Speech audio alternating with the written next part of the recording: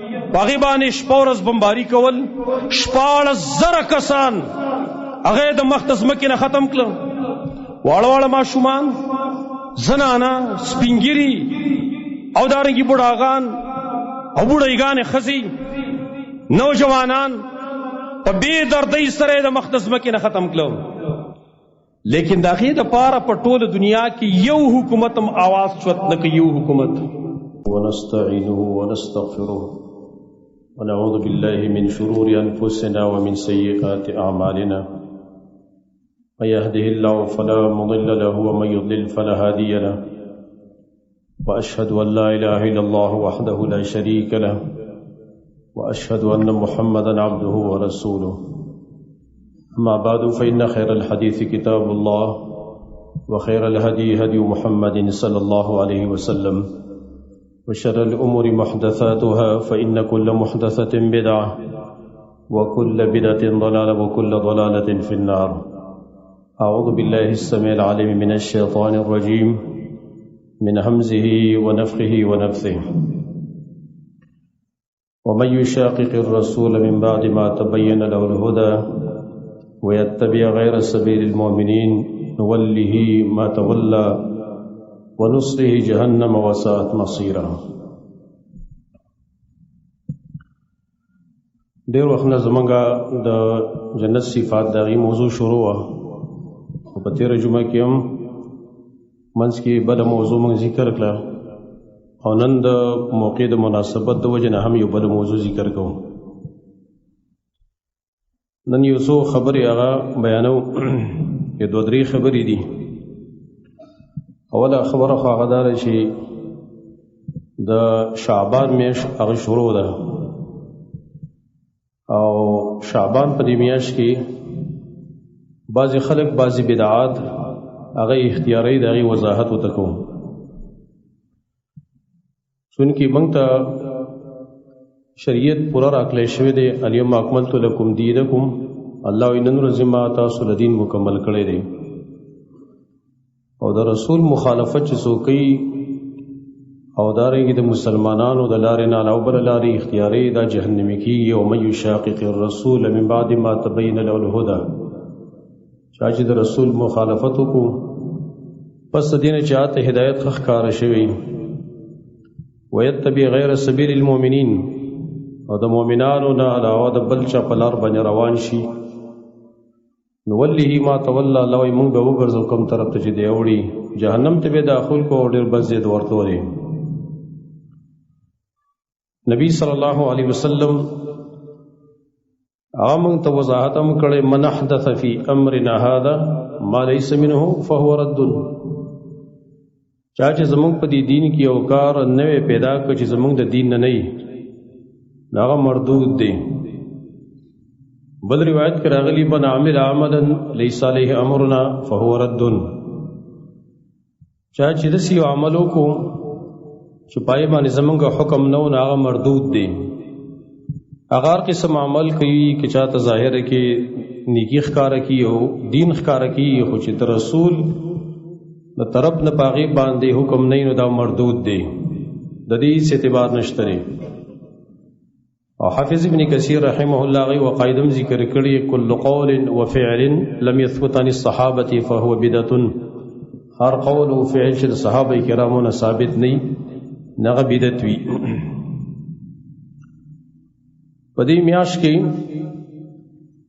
د نبی صلی الله علیه وسلم اکثری عادت داو چې هغه به روزي ډېرې نیولې، یو خاص ورځ پکې نه وه بلکې په دې ټوله میاشت کې به روزي ډېرې نیولې. عائشہ صدیقہ رضی اللہ عنہا فرمائی چې نبی صلی الله علیه وسلم د رمضان نه علاوه په بل میاشت کې ډېرې روزي نیونکې ما نه دی لیدلې، څومره چې په شعبان کې د برات په دې میاشت کې به روزي نیولې، اکثر عیسی به روزي نیولې. چا دې تپوس هم کړ یا رسول الله په دې میاشت کې ته روزي ډېرې زیاتې نیسې، دا ولې؟ ویل دا داسې میاشت چې په دې کې خلک ډېر غافل وي،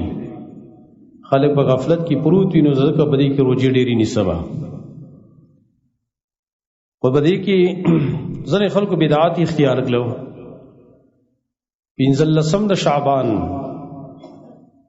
چې هغه یا سبا او یا بل سبا شروع کی. سبا د ورځ دا یا بل سبا 15 د شعبان. پدې کې بعض خلکو بیا بدعات اختیار کړو او تاسو ګوري په سوشل میډیا باندې هم د دې ډېر غټ پرچار کیږي او په دې اخباراتو کې هم کیږي او باغی باندې مضامین باقاعده چاپ کیږي او کوم چې نام نهاد مولیان دي چې د غي سره د علم الحديث د غي اس قسم علم وسره نشته باغی پویګ نصری ګدا ناغي ته توجه ور کوي ناغي پدې کې بیا ډېر واهیات هغه بیانې پدې اخباراتو کې پدې سوشل میډیا باندې چې 15 د شعبان پدې کې چې کوم عبادت کیږي دا د ليله القدر او ثواب لري. او بیا بعض خلکو ظلم داو کو چې دیش پیتا د 15 د شعبان چې دې ته نوم ورک د ليله القدر او صرف نوم دا دی چې آی کې ليله القدر استعماليږي او دی ول د پارسی او لفظ راوړو شب قدر وته کې خودو او زمون پښتنو بیا بدل ک په شو قدر باندې دی په کې وو سی واکو تبدیلی خو به کې ډیره کیږي نو شب قدر نه شو قدر کا او په شو قدر کې بیا دیو د شپې څمنځونه کې او دا ورځ باندې دی روزه کې 15 د شعبان باندې دی روزه کې دا مسله درې چې ګوره د 15 د شعبان د غي روزه د غي د شپې قیام خصوصی طور باندې دا په یو صحیح حدیث کې یا په یو حسن روایت کې یا یو د صحابینا دا چرتم ثابت نه دی وره دا رضان چا څه ټکوستي جوړی کړی دي موضوعی او ضعیف روایتونه راجمع کړی دي. په دې باب کې د چنو علماو څخه حواله جاز تاسو ته پیش کوم کټول تفصیل کوم نو بیا پاغي هو ګنډې رہی لکه د هر روایت تحقیق او داري پاغي باندې بیا د علماو د جرح او تعدیل هغه ډیرو وګدواله غواړي. خو مشهور امام ابو شامه دا یو امام تیر شوی دی کتاب لیکلی الباعث على انکار البدع والحوادث د بدعات پرد کې هغه کتاب لیکلی دی ناغوی وقد ثبت ان هاتين الصلاتين چون کې د شعبان د 15 چې دا د دې پشپه کې خلک یومونس کوي او پر رجب په میاش کې هم خلک سمونځونه کوي ناغي ته صلات الفیه ویل کېدلی شي دا شوقدر چې وته خلک کوئی په دې شپه باندې خلک یومونس کوي هغه ته صلات الفیه ویل کېدلی شي. صلات الفیه معنا دا زر منز د زر والا څه مطلب سل رکاتا منز کئی پدیش پبانے پا ہر رکات کی لس لس کرت قلہو وئی نزکو تا صلاة علیفیہ ویلے کی دلیشی دا پدی علاقوں کم دا بازی خلق کئی او خط علاقوں کی ہوڑیر کئی ہندوستڑے واللہ نارازہ دا صلاة علیفیہ کئی او دید پارے بے روایتونم جوڑ کری دی ندائی بارک امام ابو شامہ وئی وقد ثبت ان هاتین الصلاتین اعنی صلاتی رجب و شعبان وای دا ثابت شوی دا چې دا دو منځونه چې یو د رجب د میاشتې کوم خلک منځ کوي او یو د شعبان د میاشتې کوم منځ کوي صلات بدعت دا د بدعت منځ دی ګورئ دا د سنت منځ نه دی صلات بدعت قد كذب فيهما على رسول الله صلى الله عليه وسلم یا قد كذب فيهما على رسول الله صلى الله عليه وسلم باقی کې په نبی صلی الله علیه وسلم خلکو دروغ جوړ کړی دي بوضع ما ليس من حديثه او نبی دروغ څنګه جوړ کړی هغه حدیثي وضع کړی خو د دې چې هغه رسول الله صلی الله علیه وسلم نه دی ویلي چرته ځان حدیثونه جوړ کړی دي وكذب على الله او په الله دروغ ویلي شي دي بالتقدير عليه في جزاء الاعمال ما لم ينزل به سلطانا والله خلق دروغ ویلي دي چې په دیش په باندې الله د بعض اعمالو څه بدلی ورکوي وي خلقو ته هغه مسلې په کې جوړې کړې چې الله په اس دلیل دی نازل کړي دا امام ابو شامه وایي چې دا بدعت ته ګورې راکم دا مونږ خلک کوي. دویم امام شاطبی مشهور امام دی کتاب لیکلی الاعتصام په نوم باندې اغوی التزام العبادات المعینہ فی اوقات معینہ التزام کول داس عبادات چې هغه معین عبادات وي په خاص اوقاتو کې دغه التزام کول لم یوجد لها ذلك التعیین فی الشریعه چې دغه عبادتو د پاره شریعت کې تعیین نه راغلی او ته ځان ته تعیین پکې کې ک التزام صيام یوم نصف من شعبان لکه دا التزام کول چې دا نصف د شعبان چې دی د برات د نمئی پدې کې روزه نیول شو وقيام ليلته او داري قیام د شپې راغی چې تهجد خلک کوي دا وي هغه عبادت چې په دې باندې هیڅ دلیل شریعت نه نازل کړي دا بدعات دي وي. دریم امام مولا علی قاری رحمت الله تعالی علیه مشهور امام دی مولا علی قاری هغه فرمایي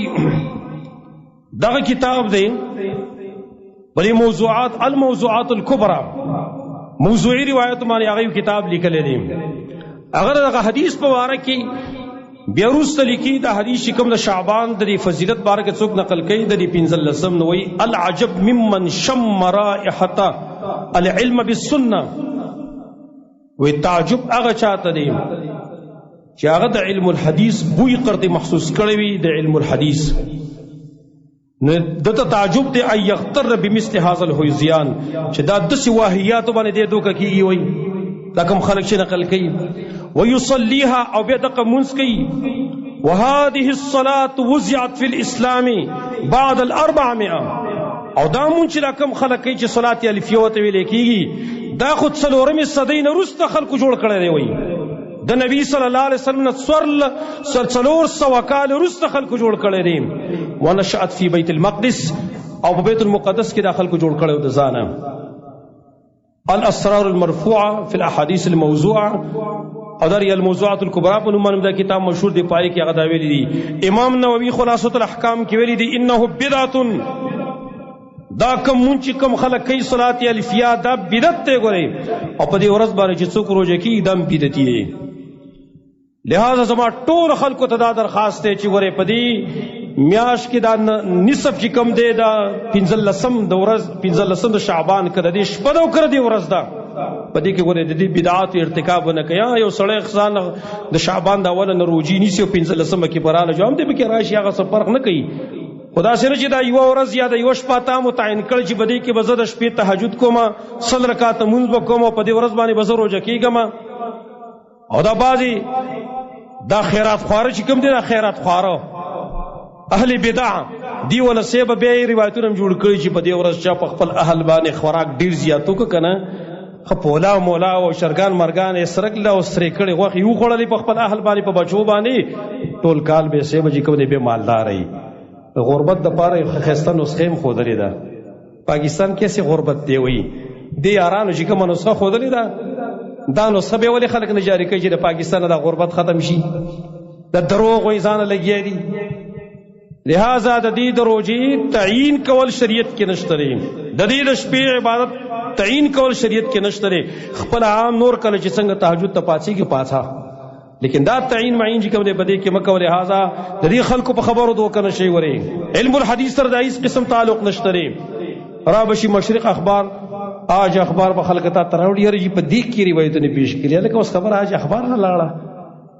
اوس مشرق اخبار له خبر لاړه اوس پر دینه خلک دلایل پیش کړي کبار محدثین دای خبرو لسو کې اعتبار نه ور کوي شیخ الاسلام ابن تیمیہ امام ابن القیم المنار المنیف کې امام قرطبی خپل تفسیر کې او داري نور ائمه ټول دې ته بدعت ویلې دي دې ځان وساتئ یو خبر هغه دا دور شعبان متعلق یو خبر وکړه دویمه خبر هغه اوس په دې وخت کې په سوشل میډیا باندې چې ډېر شور او زور شروع دی هغه دار چې زمونږه توجه چې کوم د مسلمانانو قبله اول لا بیت المقدس داغي باندې د اسرائیل قبضه غزه باندې د اسرائیل وحشت او داغي دغه بربریت باغی باندې شپورز بمباری کول 14,000 کسان هغه د مختص مکه نه ختم کړل واړه ماشومان زنانا سپینګری او دارنګي بډاغان او بډایګان خزي نوجوانان په بے دردۍ سره د مقدس مکه نه ختم کړو لیکن دا غي د پاره په ټوله دنیا کې یو حکومت هم आवाज چوت نه کوي. یو حکومت بالکل ضمیر مړ د ټولو نه الله شي استلې ده او د ټولو توجه د هغې نه په څه طریقه باندې راواړوله. نو پاکستان کې هم د دې خلکو توجه د هغې نه واړوله. نن څوک د فلسطین مسلمانان د هغې نه خبر هم نه دي او نه یې پېژني چې نن هغه ماشومان په اوبو کې پراته دي، په اوبو کې خښتې سر ته یې ښودلې دي، په اوبو کې پراته دي او شپې تېروي. یو فلسطینی وایي ان قریب موږ د اولګې نه د مړه کېدو واله یو. دومره سنگین حالات دی هلته په فلسطین کې، لیکن دی کفارو او د هغې علاقارو زمونږ د مسلمانانو ټولو توجه د هغې نه واړوله. تاسو خبرې وایي د اوس د فلسطین د حالاتو نه یو هم ته خبر نه دی. په فیسبوک په تا ته څه شی میلاویږي؟ په فیسبوک په تا ته دا میلاویږي پلاني وګټله، پلاني وبیلله، پلانی صدر، پلانی وزیر او جګړه شروع ده. یو وایي زه مشر کېږم، بل وایي زه مشر کېږم. په دغه مشر باندې به زه څه تندر ولګومه چې هغه زما د فلسطین د خور او د فلسطین د بچي د هغې اواز شي پورته کولی. یو وایي زه مشر کېږم، بل وایي زه مشر کېږم. دقه جګړه شروع ده، نور څه نشته دی. هلکه چې څوک مشر کېږي مشر شي خو اواز خو پورته کوي که نه. او بل شی څه راوارتاو مخې ته؟ بل شی اوس دا راوارتاو چې ججان به فیصلې کوي چې قادیانیان چې کوم دي قادیانیان دا د کولاو ګرځي، خپل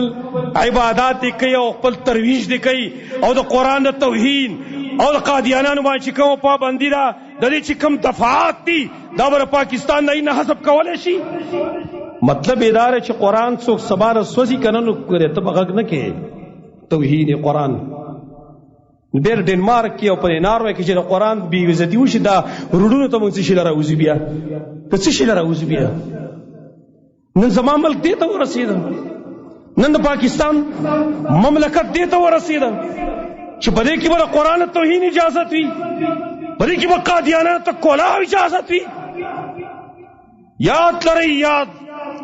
امام ابن قدامه المقدسی خپل کتاب المغنی کې فرمایي انه من ادعى النبوة وصدقه فقد ارتد.